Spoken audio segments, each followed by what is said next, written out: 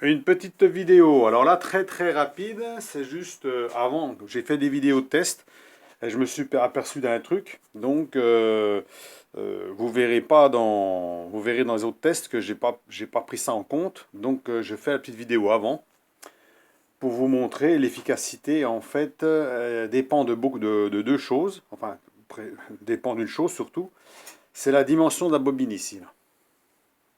Vous voyez, celle-là, il y a le doigt qui rentre dedans facilement. Là, vous avez un gros diamètre.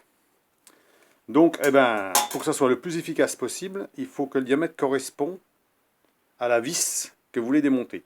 À peu près. Hein. Ça veut dire un écrou d'huile comme ça, il faut mieux prendre la petite bobine. Il ne faudra pas prendre la grosse bobine.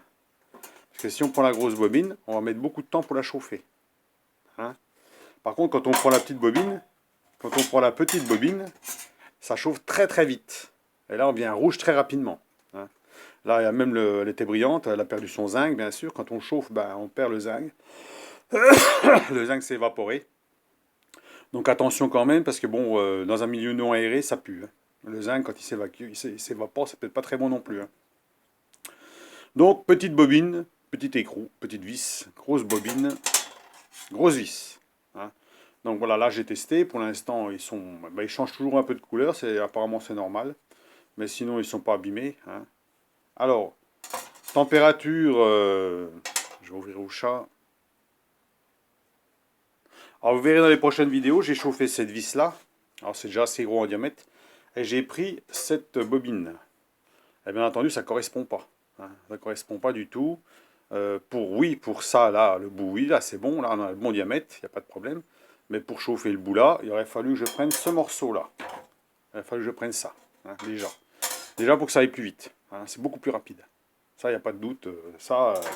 Donc, choisir la bobine qui correspond au machin. Donc, à la vis. Et puis donc, au niveau chauffe, on arrive à 650 degrés maximum de température. Alors, l'écrou devient rouge. Hein, ça devient rouge, hein, un beau rouge, bien impeccable. On ne passe pas à l'orange. Ça veut dire qu'on reste à une température environ de 650 degrés. Hein. Avec l'appareil pour contrôler, on verra ça dans les tests. Hein. J'ai fait la vidéo, donc on passera la vidéo, on regardera. Donc, pour dégripper, c'est parfait, bien sûr, puisque l'écrou est bien rouge, donc il n'y a pas de problème. Hein. Il n'y a peut-être même pas besoin qu'on ait une vis qui est grippée. Il n'y a pas besoin de venir à rougir, ça sert peut-être à rien. Hein. En quelques secondes, on monte à plus de 100 degrés. Hein. Ça veut dire qu'en 5 secondes, on est à 100 degrés. Si on laisse 20 secondes, ben, on est à 200 ou 300 degrés.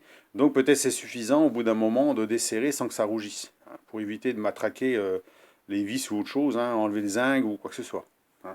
Ça sert à rien peut-être de chauffer de trop parce que voilà ce qui se passe. Hein. Bon, on enlève le zinc qu'il y a dessus. Hein. Donc voilà.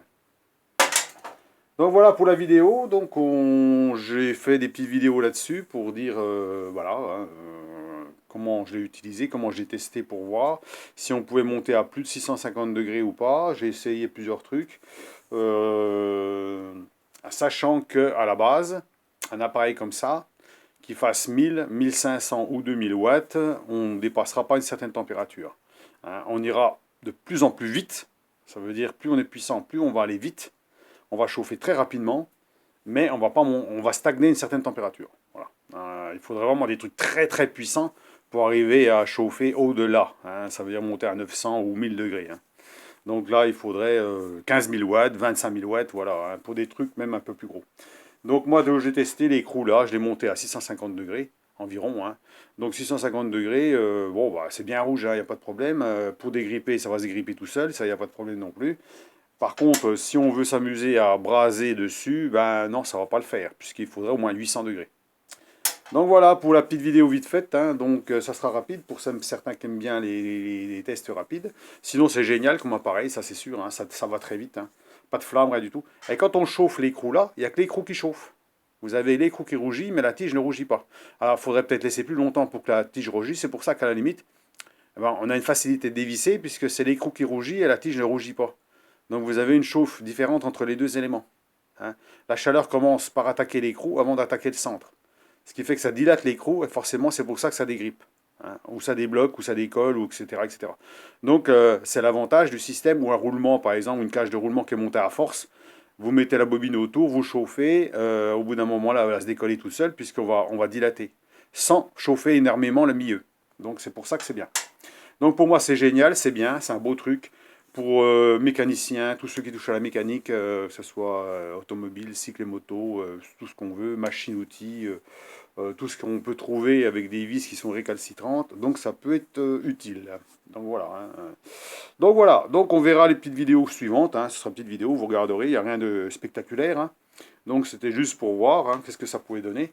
Et puis en même temps, bah, si un jour j'ai l'utilité à faire sur ma voiture ou quoi que ce soit, ou faire un écrou ou quoi que ce soit, bah, peut-être que je l'utiliserai, je le montrerai en vidéo. De toute façon, on voit beaucoup de vidéos sur le sujet, hein, que ça dégrippe très très bien. Pas de problème, hein. Il faut tout rouiller, ça marche. Hein. Après, bon, bah, plus c'est gros, plus il faudra de temps pour le chauffer, forcément. Mais c'est surtout bien puisqu'on a un effet, il n'y a pas de flamme. Donc comme il n'y a pas de flamme, on peut s'approcher de quelque chose tout près, sans risquer de cramer un câble ou un truc caoutchouteux, ou voilà. Donc c'est l'avantage de ce système-là. Hein. Voilà, donc pour dire un petit peu pourquoi avoir ça. Hein, voilà, pourquoi avoir ce système-là, pourquoi pas utiliser un chalumeau. Vous savez qu'un chalumeau, bah, il y a une flamme qui rentre comme ça au bout. Forcément, on chauffe la pièce qu'on veut chauffer, mais on chauffe aussi ce qu'il y a autour. Alors forcément, on peut abîmer quelque chose. Donc c'est l'avantage. Hein. Je pense qu'aujourd'hui, tout atelier qui bricole, qui fait de la mécanique, pourrait avoir ça. Hein, ça serait bien. Un jour, il va être sollicité, il ne va pas pouvoir démonter comme il faut, il va casser la vis ou autre chose. Donc pour éviter ça, ça pourrait être bien. Voilà. Donc voilà ce que j'ai à dire. Donc on arrête, 6 minutes 44, c'est pas long, hein. C'était juste un petit préambule avant les vidéos, avant de vous montrer les vidéos. Donc ceux qui possèdent ça, ben, petite bobine, petit écrou, un grosse bobine, gros écrou. Hein. Donc voilà. Donc c'est pour dire que la chauffe, la durée de chauffe n'est pas la même en fonction si on prend une petite... voilà, si on prend des diamètres différents. Donc voilà, donc j'ai testé, pour l'instant, moi ça me convient très bien. Bien sûr, j'aurais pu monter plus haut en température, ce serait bien. Mais bon, voilà, hein, c'est des outils qui ne sont pas faits pour ça, ne sont pas faits pour la forge, c'est pas fait pour des trucs comme ça. Si on veut forger, ben, on achète une forge à gaz à 80 € chez Vevor, hein, et puis on forge, hein, et puis il n'y a pas de problème. Un petit étau, pas un étau, hein, une enclume chez Vevor aussi, on a aussi pas cher. Vous prenez une enclume de 30 kg, vous prenez une petite forge à gaz, et puis vous pouvez commencer à forger avec un bon marteau, et puis vous pouvez commencer à faire de la forge. Hein, et puis là, ben, c'est pas des matériels qui coûtent très cher, donc on peut s'initier à la forge pour ceux qui veulent bricoler au départ. Hein. Et puis après, ben, évoluer dans autre chose de plus important ou de meilleure qualité pour ceux qui veulent faire des trucs en continu ou des trucs plus balèzes. Hein. Voilà, donc c'est tout ce que j'ai à dire. Ma foi, je vous laisse à vos commentaires, à vos pouces. Dites-moi ce que vous en pensez. Pour l'instant, moi j'en suis satisfait. Ça fonctionne très bien, il n'y a pas de problème. Et l'avantage, c'est que ce modèle-là, eh ben, on peut le laisser tourner 5 minutes sans problème. Hein, il ne se coupe pas. 5 minutes, il marche en continu 5 minutes, il n'y a pas de problème. Hein. Pas comme les modèles 1000 watts, au bout de 2 minutes, il s'arrête. Et sachant que si on a un écrou comme ça à chauffer, ben, ça ne se fait pas en 1 minute. Hein. Il faut plus d'1 minute pour chauffer ça. Hein. Donc il faut plus de temps. Donc à ce moment-là, faites attention que, bon, et puis ben, si on laisse trop longtemps, ben, à un moment donné, il faut le laisser longtemps refroidir. Hein. Donc voilà le problème. Donc après, ben, s'il faut reprendre à chaque fois, le truc a le temps de refroidir, et puis ainsi de suite. Hein.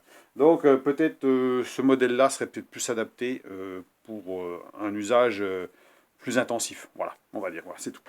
Donc allez, je vous laisse. Bonne journée, au revoir, bon bricolage.